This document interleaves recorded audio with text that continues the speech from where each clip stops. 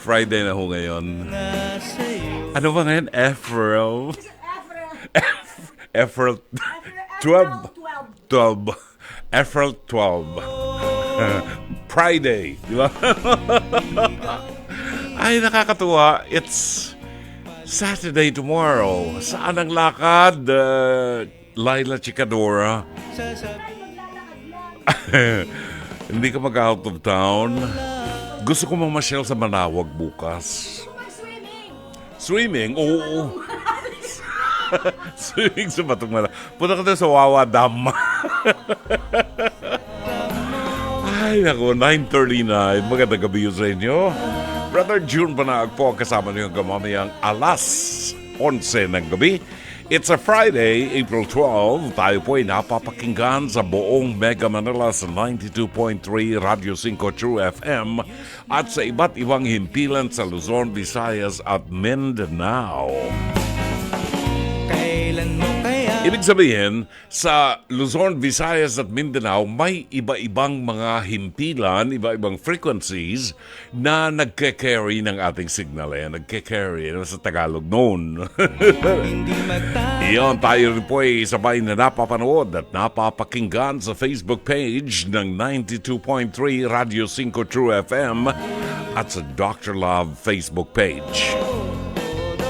For comments, suggestions, mga pagbati, mga liham, kasaysayan, maaari po kayo magpadala ng inyong mga messages sa ating programa.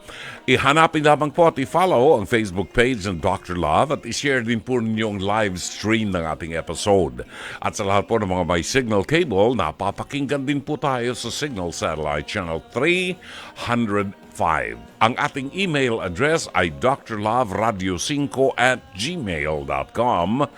Pwede rin kayo magpadala ng mga mensahe ninyo, mga liham kasaysayan sa Dr. Love Facebook Messenger or tumawag po kayo sa ating hotlines 863-15788 at 863-16674.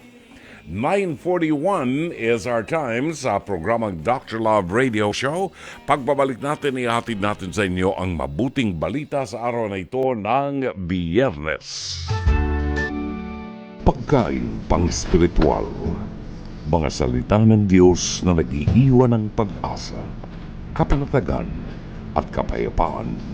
Pagkain pang-spiritual. Hango sa bagong tipan ng banal na aklat. Pagkain pang-spiritual. Narito ang ating pagkain pang-spiritual para sa araw na ito ng Biyernes, ika-12 ng buwan ng Abril. At ang Ebanghelyo ay matatagpuan sa ika-6 na kabanata ng Ebanghelyo ayon kay San Juan. Talata 1 hanggang 15. Pagkatapos ng mga bagay na ito ay tumawid si Jesus sa lawa ng Galilea. Ito ay ang lawa ng Tiberias. Maraming mga tao ang sumunod sa kanya dahil nakita nila ang mga tanda na kanyang ginagawa sa mga may sakit. Si Jesus ay umakyat sa bundok at umupuro na kasama ng kanyang mga alagad. Malapit na ang araw ng paglagpas, ang kapistahan ng mga Hudyo. Nang tumingin si Jesus sa paligid, nakita niya ang napakaraming taong papalapit sa kanya. Sinabi niya kay Felipe, "Saan tayo makakabili ng tinapay upang makakain ang mga tao?" Sinabi niya ito upang subukin si Felipe, sapagkat alam na niya kung ano ang kanyang gagawin. Sumagot si Felipe sa kanya, "Ang 200 denaryong tinapay ay hindi sapat sa kanila upang makatanggap ng kaunti ang bawat isa sa kanila."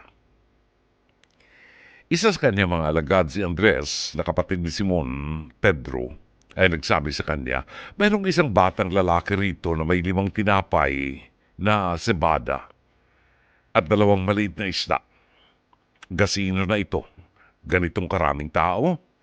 Sinabi ni Jesus, "Paupuin ninyo mga tao."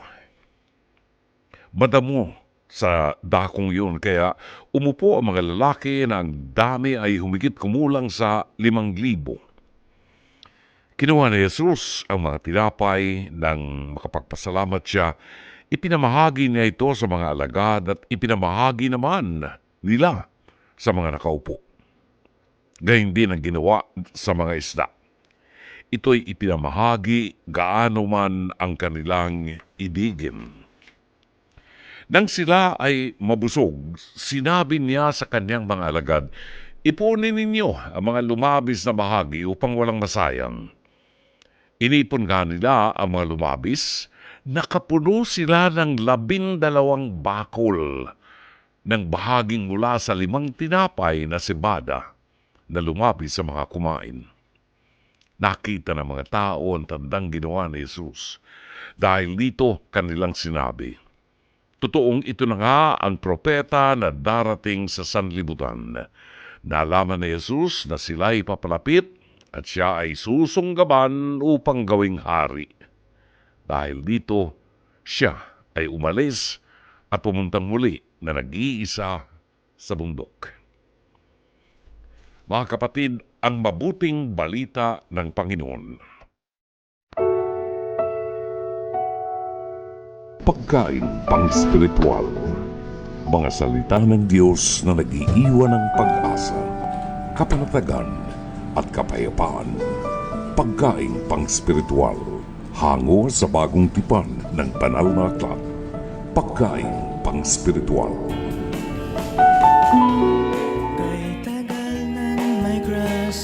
Biyernes ngayon, 9:48 na. At bigyan na natin ng pagkakataon na mapanood natin ang ating very interesting episode ngayong gabi ng ating Pest to Pest, Hear It ni Dr. Love. Ang title po ng ating Pest to Pest, Beauty Queen, Beauty na Booking. Ito yung dalawang beauty pageant contestants na naglaban sa titulo kung sinong mas maganda sa kanilang dalawa at hindi matanggap ng loser na siya ay natalo. Ayan. Tingnan ho natin kung sino sa dalawang beauty contestant na ito ang mas may ulo at mas maganda. Panoorin po natin ang ating Pest to Pest, Hear It ni Dr. Love, Beauty Queen, Beauty na Booking. Narito. Si Jopay. Kamusta, Jopay? Okay naman. Ano ang inirereklamo mo, Jopay? Aba, nag-pageant kami in 2013. 2013? 2013. 2013. 11 years ago? 11. Ano nangyari sa 11 years kami, ago? Okay. Nung kaibigan ko ng si Moy na yan. Tapos, hindi ko alam, yung mga judges pala, kasabot niya. Tapos, ang ending, inaantay ako tawagin sa Magic 5, dito ako napasok. Sabi ko, ha? Pero yan ba yung una mong pagkatalo? Lagi ka bang nananalo? Hindi naman, twice na ako nanalo, parang nag-expect pa ako na papasok ako sa Magic 5, ang ending. Okay, pero never ka pang hindi nakapasok sa Magic 5. Okay, Ito pa lang, itong 2013. 2013. So, kaya hindi mo akalain na hindi ka. Kaya ako. Pagtingin ko sa mga judges, dalawa yung kaibigan niya nandun nakaupo. Kaya sabi ko, ha? Ano nangyari? Paano mo nasabing, pero ang ganda ng kilay mo pa rin, ha? 11 Kaya years kakaya ang ago. kilay ko. Kaya tawag niyo yung Magic 5, hoping na ako na makapasok ako. Ang ending, hindi ako nakapasok. Pagtingin ko doon sa backstage, pagsilip ko sa unahan ng mga judges, andun yung dalawang kaibigan niyang, isang nagbibigay sa kanya, o isa yung parang manager niya dati. Sabi ko, ha, kaya pa napasok to. Tapos kada yung mga kaibigan ko, kakainuman niya palagi ang kwento na, hoping naman siya makapasok, hindi man siya maganda, sabi nga sa akin. So, in-Alaska ka pa. Oo. Eh sabi ko, kung sino maganda sa amin dalawa, magkaalaman ko ngayon kung sino maganda. Ay, magkakaalaman nga ngayon dahil tatawagin natin siya. Siya ang dating kaibigan ni Jopay na hindi na raw deserving maging winning beauty queen. That is a major, major accusation. Monay, pasok!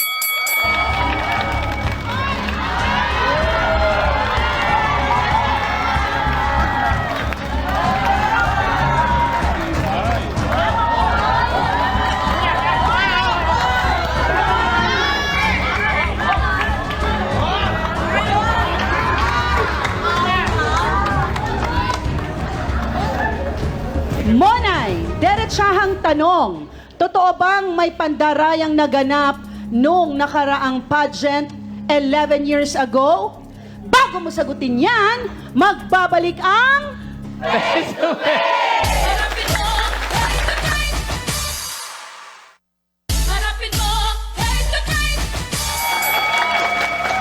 Ano nangyari mo, Nay? May pandaraya ba talagang naganap dahil mga kaibigan mo raw yung mga dalawang judge? Wala pong pandaraya yung naganap dito sa pageant na to. Kitang-kita naman po natin sa itsura niya kung saan siya dapat mapunta. Yung sinasabi po ng mga judges, hindi ko po kilala yung lahat. Wala pa akong kaibigan doon kahit yung sinasabi niya po na dati kong manager. Hindi Sinungaling naman po ka. totoo. Wala pong Ang balat mo katotohanan nga, oh. lahat. Hello, balat kalabaw. Ito mga itsura mo. Mga swam. Hoy! Wala pa yung kabataan ko. Wala ka raw nung kabataan niya. Monay, asan ang picture nung araw na nanalo ka? Meron ba tayo? Yes po. Gusto Meron ba na tayo? naming makita. Ay, meron. Ay, ikaw ba yan, Monay? Yes po. Yung Nasaan ka? Nalaglag kasi si Jopay, wala siya dyan. Pero yan, si Monay. Yes po. Saan ka dyan, Monay? Sa green? Naka-green ka, Monay? Grabe, Monay, ha? Ako po yung title, yung naka-color green po na swimsuit. Black Beauty. 11 years ago, Black Beauty na siya. Okay. Monay, bakit wala ka, kahit sa tingin mo, kahit sa top 5, wala si Jopay? Wala naman po siyang ilalabas talagang ganda ng araw po na yon. Wala kang Sa picture. criteria pa lang na Hello? 50% beauty, parang 1% lang sa kanya doon. Yan 8%. Eh, ang una tinitingnan dito, beauty muna. Okay. So, Diyan ako, tumanda lang ako kung abot ang kabataan ko. Hello? Tignan mo, tumanda ka ng pangit, ganyan ka na. Guys, okay. Monay, totoo bang siniraan ka ni Jopay last barangay election? Ano nangyari dito sa barangay election na ito? Yes po, dahil po sa hindi siya makapag-move on sa pagkatalo niya, tumakbo po ako nung barangay election. As As barangay kagawad na po, sinisiraan niya po ako na wag daw po akong pagkatiwalaan ng tao dahil daw po nung nag-pageant daw po kami, dinaya ko daw po yung contest namin.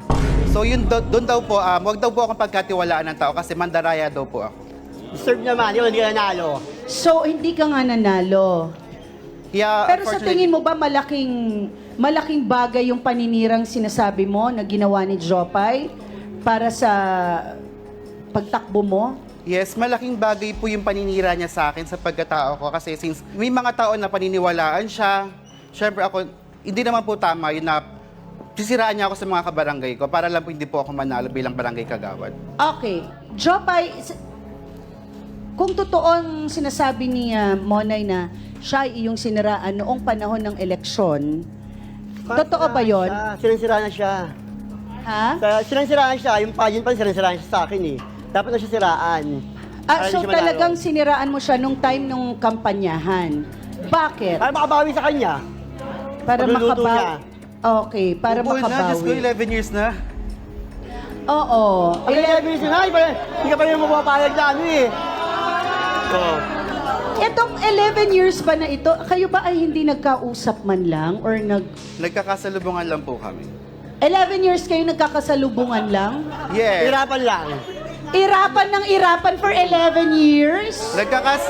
Nagkakasama sa isang grupo parang walang pansinan. Deadmahan sa 11 years. Opo. Ang chinichismis ka ni Jopay na kayo ni Monay. Pero kayo ba ay magkaibigan lamang, Monay? Yes po, magkaibigan lang po kami. Gaano na kayo katagal magkaibigan?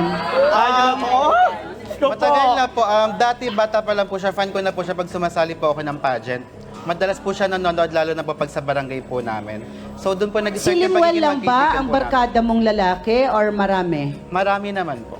Okay, pero si Limuel lang ang madalas best friend kayo? Yes po. May jowa ka ba? Wala po. Oh. Siya, Si Limuel. Si Limuel. Limuel may jowa? Wala rin po. Wala rin? Okay. Jopay, may jowa ka, Jopay? Wala. Jopay, bakit mo nasabi na may relasyon si Limuel at Monay gayong itinatatuwa nila ito? Aba, ikaw ba yung maghahapon sa bahay ng isang bakla? Wala kayong relasyon? Parang ayaw mo na umuwi sa bahay niyo? Oh, hindi lang si pwede na. Pinadala ko lalaki sa bahay, marami akong kaibigan lalaki. Baka ka pa sa gabi. Baka naiingit ka lang kasi walang lalaki na nagpupunta sa bahay. Oy! Alam niyo yung mga nananalo sa beauty pageant, hindi lang yung karangalan, pero napakataas ang pagtingin namin sa inyo ng mga nananalo sa beauty pageant. So nagiging idol namin kayo. May iiwan lang na aral sa atin itong episode natin ngayon na hindi lahat ng gusto natin nakukuha natin. At nakikita natin yan sa mga beauty pageants, di ba? Ganun pa man, ang isang bagay na gusto kong ibahagi sa inyo, kapag ikaw ay nanalo, mas nakikita namin doon sa nanalo yung kagandahan, hindi ng panglabas na kaanyuan, kundi yung kanyang kagandahan na nakatago sa kanyang pagkatao. Kasi kay Jopay, 11 taon na nakakaraan, no, Jopay? 11 years hanggang ngayon, bit-bit mo pa yung bagaheng yan sa puso mo na hindi ka na naka-move on. Hindi mo na napalampas. Sige, kung ikaw na maganda. Tutuloy ko na lang ang buhay ko. 11 years, napakabigat nun para sa iyo. Alam mo, pag merong ganyang emosyon sa puso natin, magmumukha tayong matanda. Kukulubot ang mukha dahil sa problemang ganyan. Ang tawag nila dyan, yung mga psychologist, ang tawag nila mga bagahe na dapat pawalan na natin, ilabas na natin yan. Sayang yung pagiging magkaibigan nyo. Naniniwala ako at the end of the day, pagkatapos ng programa natin, makikita namin kayo nagbebeso-beso dahil napakaliit ng mundo ng mga LGBTQIA. Kasama nyo kami na sumusuporta sa inyo. Every time I see people like you, I get entertained. Nabibigyan kami ng pag-asa at ng kaligayahan na meron sa inyo lamang nanggagaling. So ang dalangin ko sana, Jopay, let go of it and we start anew, makipagkasundo na at kalimutan na natin. 11 years na nagdaan, di ba? Let's make friends. Salamat. Maraming salamat, Dr. Love. Maraming salamat din sa iyo, Mama Carla. Yan po ay napapanood Lunes hanggang Biyernes alas 11. Alas 11 hanggang alas 12 ng tanghali bago mag-eat bulaga, di ba? Ayan, si Channel 5. Yan po ang face-to-face. May replays po yan from 8 p.m. to 9 p.m. sa Signal TV 1PH. At kung sakaling meron po kayong komentaryo doon sa napanood ho ninyo ang ating episode ngayong gabi, Beauty Queen, Beauty na Booking, pwede po ninyong ipadala yan sa ating programa sa pamagitan po ng ating Facebook live stream sa Facebook page ng Dr. Love sa Messenger or tumawag po sa 863-15788 at 863-16674. Ating oras, ganap ng alas 10 ng gabi. Okay, alamin ho natin ang reaksyon ng ating mga tagapakinig sa ating Pest to Pest, hirit ni Dr. Love. Ito yung Beauty Queen na booking. Ano? Sino mas maganda sa palagay nyo? Sino ang dapat na nanalo doon sa dalawang contestant na yan? Si Jopay at saka si Monay. Ayun. Si Lanza Belion, merong mensahe. Heto po ang comment ko sa face-to-face. Sa paligsahan naman po ay may nananalo at may natatalo. Instead na magsiraan, magtulungan na lamang. Kay Jopay, Ateng, 11 years na Ateng, move on tayo. At kapag natalo, galingan sa susunod. Use that as a motivation para mas maging kapaki-pakinabang sa lipunan. Ay, tanggapin natin, nagkakaedad tayo. Paano pagkulubot na ang ating mga balat?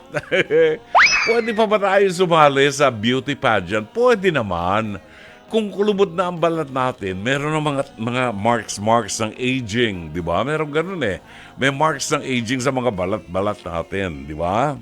Kung kulubot na ang balat at may edad na, pwede pa namang sumali, di ba? Huwag lang umasa na mananalo pa kayo. Lina ho ng Plaridel, Bulacan, nakakatuwa naman kayo. Tama si Brother June. Sundin nyo ang payo ni Brother June para sa kabutihan nyo. Peace! Salamat, Lina ho. Si Herbert Ariate. Yes, Natural na talaga yan ang kalakaran na yan. Not equal sa hurado, may something. Ayan. Ang hurado, kadalasan po, odd numbers yan no? Hindi po even numbers. Kadalasan, kung hindi 3, 5 ang hurado.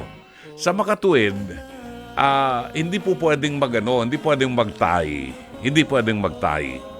So, sila naman ang pumipili ng hurado di ba? O, pwede ka bang kumuha ng hurado yung nagtitinda ng pruta sa bangketa. Yung walang hindi natin ini-small Pero yung walang hindi alam kung paano huhusgahan yung mga beauty pageant, mga beauty contestants, di ba? Paano mo masasabi mas matalino itong isang to kaysa doon sa isa, di ba? Yun, kinakailangan may alam talaga mga hurado at sila ang pumipili niyan. Sige. 17 after 10, meron tayong liham kasaysayan mamayang alas 10:30 na tutunghayin natin itong liham kasaysayan ito. Medyo may kabaan ito, buhat kay Rexon. Yan, si Rexon ng Mandaluyong City. For comments, opinions, pagbate, mga mensahe po ninyo, maaari kayo magpadala ng inyong mensahe sa ating programa sa ating Facebook page live stream o sa Dr. Love Facebook Messenger or pwede po kayong tumawag sa ating hotlines 863-15788 at 863-16674. Pagbati muna natin kay Tess Yema Nakila, buwabati na magandang gabi, watching from Cabadbaran City. Di ko alam kung saan yun. Cabadbaran City. Anong pangalan nito? Si Chato Sakluti ay humihingi ng prayers sa ating mga listeners dahil medyo tinamaan siya ng osteoarthritis. Welcome to the club, Chato Sakluti. Ang difference lang namin, ako nakakalakad pa. Si Chato medyo nahihirapan ngayon dahil meron siyang gout. Ayan. Gout. Ibig sabihin yan, talagang may edad na. Ang Cabadbaran City ay nasa Agusan del Norte. Ano yan? Mindanao na yan, ano? Ayun. So may nakikinig po sa atin doon sa Cabadbaran City, si Tess Yema Nakila. Masarap yan, matamis yan. Nung araw, dessert ko yan Yema. Aurora Coloma. Dr. Love, I love your program. What channel are you at TFC? I miss your regular program scheduled abroad from California. About kay Aurora Colo. Naku, wala na po ang TFC. Oo, wala na ho ako doon. Nandito na po ako sa Nation Broadcasting Corporation sa 92.3 Radio 5 True FM. And if you're from California, pwede niyo pong masundan ang ating programa dito po sa pamagitan ng Facebook page ng Dr. Love. Maaari niyong masundan Lunes hanggang Biyernes alas 9:30 hanggang alas 11 ng gabi, Philippine time. Now, kung kayo po ay nanonood sa Facebook page, I'm so sorry but we apologize. Wala po kayong madidinig na mga awitin na mga itinatampok natin sa ating programa sapagkat meron pong mga copyright issues na kinakailangang iwasan natin. So, minumute po namin yan. Dito sa Pilipinas, yung mga kasama ho natin dito, mga kapatid natin dito, nakikinig ho sa atin at kahit nanonood sila sa Facebook page, nakabukas ho ang mga radyo nila sa 92.3 Radio 5 True FM. So, hindi ho sila na namimiss ang music. Magandang gabi kay Ipil Ayo. Mga bagong pangalan to, di ba? Alani Hungko. Binabati natin ang magandang gabi at happy listening. Michael Ang, happy Friday weekend evening to you and your viewers from Camuning, Quezon City. Salve Fernandez, Remedios Tabernero Giat, Mercedes Santos,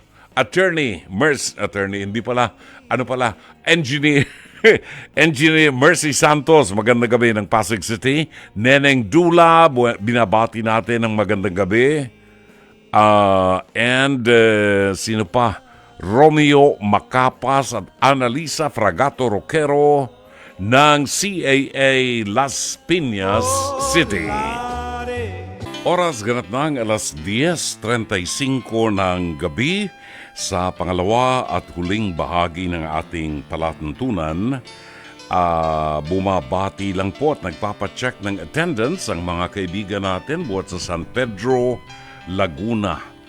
Si Riza Templadong Parang Kape ay nais bumati kay Yeklo Pena at na-miss daw niya ang Lenten recollection ni Father Reggie Malikdem ng Manila Cathedral sa San Pedro Parish. Yun.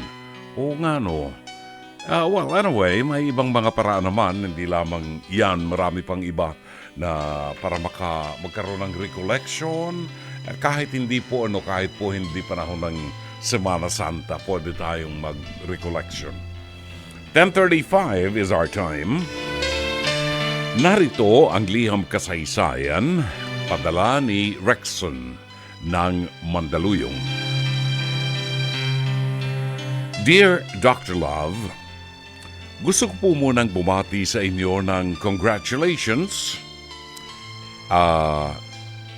sa inyo pong matagumpay na programa.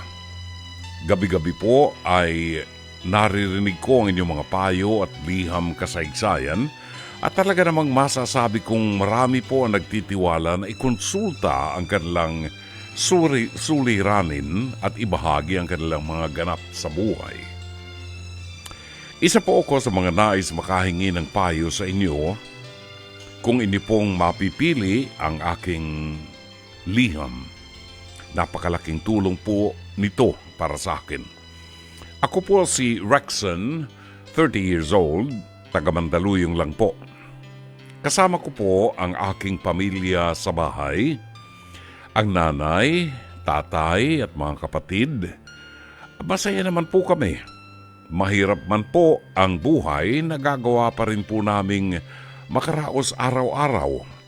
Naitatawid ko po ang maintenance ng mga gamot ng aking mga magulang at napapanatili ko po na makapag-aral ang aking dalawang kapatid.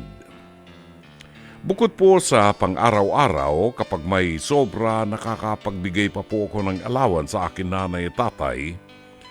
At napakasaya ko na po nito na makita po silang talagang masaya at may paulit-ulit na pasasalamat na sinasambit sa akin. Napakasarap po sa pakiramdam, mapaligaya ang mga magulang. Kaya nga lang po, Dr. Love, nitong mga nagdaang buwan, nagtataka ako at napapadalas ang paghingi ng tatay ko ng extra allowance. Hanggang sa tinanong ko na po siya kung ano po ang nangyayari sa mga naunang ibinibigay ko. Dati-rati naman po ay nakakapagtabi pa siya. Nang sabi nilang po sa akin, meron daw po silang gustong bilhin ni nanay. Hindi po ako kumibo. Hanggang sa nitong nakaraang buwan, noong Marso, may lambing po siya sa aking hindi ko napagbigyan. Yun naman po ay gawa ng may kailangang pagkagasusan ang isa kong kapatid sa school, kaya naman medyo nag-ipit po ako. Hindi ko naman po nararamdaman na sumama ang loob ng tatay ko sa akin. Pero naging balisa siya at hindi pala kibo. Ito na nga po, Dr. Love. Nitong nakaraang buwan, nagkagulatan na lamang po kami sa bahay. Kauuwi ko lamang po galing trabaho, pagod, ang mga kapatid ko na may gutom na nagkahintay sa akin para sabay-sabay kaming makapaghapunan. Tahimik po, Dr. Love, sa kalagitnaan ng pagsasalo-salo namin sa dinner, bigla pong may kumalabog ng malakas sa pintuan namin. May kumakatok po at nagsisisigaw na babae sa labas. Inutusan ko po ang kapatid ko na silipin at tanungin kung ano ang kailangan niya. Nilabas niya po at laking gulat ko sa mga narinig ko. Sa lakas po kasi ng bunganga ng babae, dinig namin sa loob ang sagot niya sa kapatid kong nagtanong sa kanya. Ang sabi po ng babae, ilabas daw po namin ang aming tatay na tumigil na sa pagsusustento sa kanya. Talaga namang nagpanting ang tenga ko, uminit ang katawan ko, at nalilito na tiningnan ko po talaga agad ang nanay ko. Kung ano ang kanyang reaksyon. Wala po siyang reaksyon, para bang nagtataka lamang. Nalimot kong bingin na nga pala ang aking nanay. Nagtatanong siya kung sino at bakit daw may nagagalit sa pinto. Pinapasok ko na lamang po siya sa kwarto at sinamahan po siya ng tatay. Hinarap ko ang babae. Abay, Dr. Love, halos kaedaran ko lamang po at napakatapang ng mukha at talaga namang walang modo. Pinagmumura po ang tatay ko, pinalalabas ang bahay. Paliwanag niya po na buntis siya ng aking ama at nanghihingi siya ng sustento.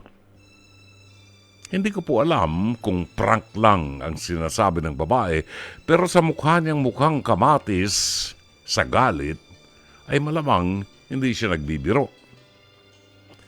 Pero Dr. Love, ang tatay ko po ay 63 na po. Hindi po ako makapaniwala. Pinakita sa akin ng babae ang picture ng kanyang anak. Picture rin nila ng tatay. Mahinahon ko pong sinabi na bumalik bukas at ipagpabukas na ang pag-uusap. Ihaharap ko niya sa kanya ang tatay ko. Habang sinusulat ko ito, hindi pa rin ako makapaniwala, Dr. Love. Ang bata ay mag-iisang taon pa lamang. Ibig sabihin, 62 o 61, binuo ni tatay ang bata. Sa edad niya pong yan, nagawa niya pang lokohin ang nanay ko. Lokohin ako, ang pamilya namin. Sa pag-uusap namin kinabukasan, sinabi ng babae na hindi niya balak kunin ang tatay namin. Wala raw po siyang balak ang kininito. Titigil lamang daw po siya sa pag-iskandalo kung consistent ang pagbibigay namin ng panggastos para po sa anak niya. Ang tatay naman, panay ang sorry sa amin ni nanay. Hindi niya rin po naitanggi at naintindihan na rin ng nanay ang pangyayari dahil naroon po siya nang nagharap-harap na. Hindi ko po maintindihan, Dr. Love. Palagay ko natuto kong magalit sa akin tatay. Galit na galit dahil sa edad niya na yun, gumawa pa siya ng kahihiyan at nasikmura pa niyang sakta ng nanay ko. Tulungan niyo po akong mabigyan ng dahilan para mapatawad ang aking tatay. Gumagalang, Rexon ng Mandaluyong. Sa ating pagbabalik, tutunghayan po natin at hihimayin ang kasaysayan ni Rexon. Ang tinig ni Doris Day at ang awiting If I Give My Heart to You, alas 10:46 ng gabi, balikan natin ang kasaysayan ni Rexon ng Mandaluyong. Nakalulungkot, Rexon, na sa edad ng tatay mo na mahigit 60 anyos, meron pang babaeng naghahabol ng sustento para doon sa kanyang di umano ay anak. Well, inamin ba ng tatay mo? Kasi kung base sa kwento mo, kaharap ang tatay mo, pero hindi mo nasabi kung inamin niya, malamang ay nagkaroon sila ng relasyon nung babaeng yun na sinasabi mo na halos kasing edad mo lamang yung babae. Nalimutan kasi ng tatay mo na kapag ang isang lalaki o isang tao ay umaabot na dun sa autumn of our lives, sabi nga, lalo dyan sa edad na 60 pataas, kinakailangan ay mag-ingat na tayo. Marami sa panahon ngayon ang mga babae, hindi lahat ha, pero maraming mga babae sa panahon ngayon na naghahanap lamang ng damay. merong mga babae, may mga tao na ayaw ng mahirapan at naghahanap na lamang ng masasandalan. Katulad nitong babaeng ito na obviously alam niya na may pamilya ang tatay mo at pinatulan pa rin niya.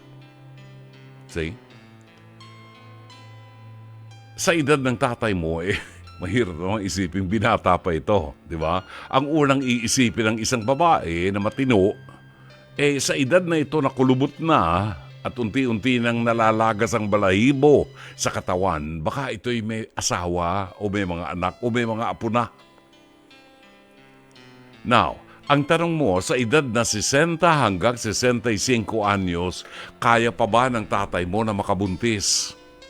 Ang sagot, pwede pa. Until such time, siguro na umabot na sa kanya yung erectile dysfunction na kahit paanong gawin niya, kahit mag-tumbling-tumbling siya, wala nang titigas sa kanya kundi yung mukha niya. See? Pero sa 60 hanggang 65 anyos, base sa aking experience, posible pa. Posible pa. Now, kailangan ba na makasiguro tayo? Kung siya ay humihingi ng sustento, mas maganda kung makasisiguro tayo na itong batang ito ay anak nga ng tatay mo. Hindi kita bibigyan ng sustento ng pinagharapang kong pera dahil ang tatay ko'y umaasa na lang sa akin. Hindi kita bibigyan ng sustento kung hindi ko alam na biologically ito nga ang anak ng tatay ko. In other words, may karapatan ka na humingi ng patunay na itong batang ito ay biological child ng iyong ama. At yan ay maaaring posibleng ma-identify through DNA.